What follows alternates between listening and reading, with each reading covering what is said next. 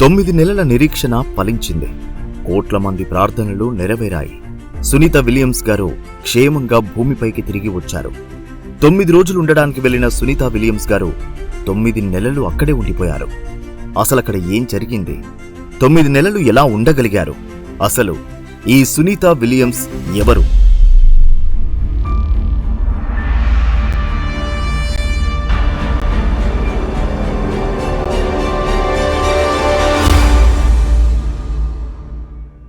Sunitha Williams 9 నెలల తర్వాత మార్చి 18, 2025న space X యొక్క క్రూ డ్రాగన్ క్యాప్సుల్ ఫ్రీడమ్లో భూమికి తిరిగి వచ్చారు. ఆ క్యాప్సుల్ ఫ్లోరిడా తీరంలో విజయవంతంగా ల్యాండ్ అయ్యింది. బోయింగ్ కంపెనీ ఎయిర్ క్రాఫ్ట్లను తయారు చేసే కంపెనీ. ఈ company Elon Musk space X company లాగా స్పేస్ బిజినెస్ లోకి ఎంటర్ అవ్వాలనుకుంది. అందుకోసమే వాళ్ళు తయారు చేసిన స్టార్ లైనర్ అనే స్పేస్ క్రాఫ్ట్ ని టెస్ట్ చేయడానికి. ఈ టెస్ట్ యొక్క ముఖ్య ఉద్దేశం ఈ స్పేస్ క్రాఫ్ట్ ని భూమి నుండి 400 కిలోమీటర్స్ పైన ఉన్న ఇంటర్నేషనల్ స్పేస్ స్టేషన్ కి సరిగ్గా డాకింగ్ చేయడం, మళ్లీ 9 రోజుల తర్వాత ఇందులో వెళ్లిన ఆస్ట్రోనాట్స్ ని క్షేమంగా భూమి మీదకి తీసుకురావడం.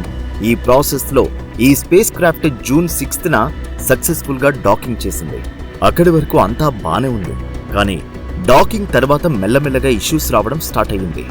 ఆ ఇష్యూస్ కారణంగా అందులో వెళ్లిన Sunita Williams and Butch Wilmore అక్కడే చిక్కుకుపోయారు.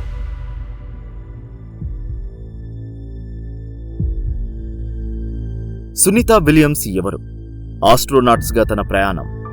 సునీత విలియమ్స్ అమెరికాలోని ఒహాయో రాష్ట్రంలో సెప్టెంబర్ 19, 1965లో జన్మించింది. తండ్రి దీపక్ పాండ్యా భారతదేశం, గుజరాత్ రాష్ట్రానికి చెందినవాడు.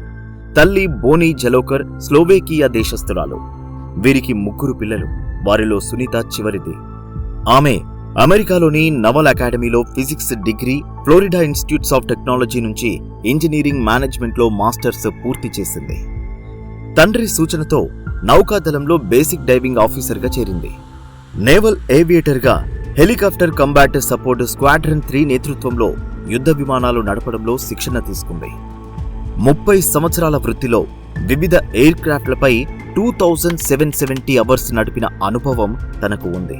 సునీత విలియమ్స్ యునైటెడ్ స్టేట్స్ నావికాదళ అధికారిని, నాసా వ్యోమగామి. అంతర్జాతీయ అంతరిక్ష స్టేషన్ నిర్వహించిన సాహస యాత్ర 14కు సభ్యురాలిగా చేసింది. ఆ తర్వాత ఆమె సాహస యాత్ర 15లో చేరింది. విలియమ్స్ మేరీల్యాండ్లోని అన్నాపోలిస్లోని యుఎస్ నావల్ అకాడమీలో ప్రవేశించింది. ఆమె 1987లో నావల్ ఏవియేషన్ ట్రైనింగ్ కమాండ్ వద్ద ఏవియేటర్ శిక్షణ పొంది, తర్వాత జూలై 1989లో ఆమె యుద్ధ హెలికాప్టర్ శిక్షణను పూర్తి చేసింది.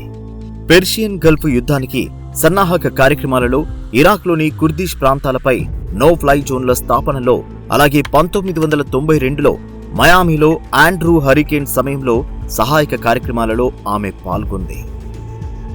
ఇప్పుడు సునీత విలియమ్స్ స్పేస్ ప్రయాణం మరియు ఈ స్పేస్ గురించి తెలుసుకుందాం. నాసా అనేది ఒక గవర్నమెంట్ ఆర్గనైజేషన్. స్పేస్ ట్రావెల్ కి సంబంధించి one of the leading organisation. కొన్ని కంట్రీస్ కలిసి ఆకాశంలో ఒక స్పేస్ స్టేషన్ ని నిర్మించాయి. అందులో 5 మేజర్ ఆర్గనైజేషన్స్. యుఎస్ఏ నుండి నాసా, రష్యా నుండి రోస్కోస్మోస్, యూరోప్ నుండి ఈఎస్ఏ, జపాన్ నుండి జాక్సా అండ్ కెనడా నుండి సిఎస్ఏ.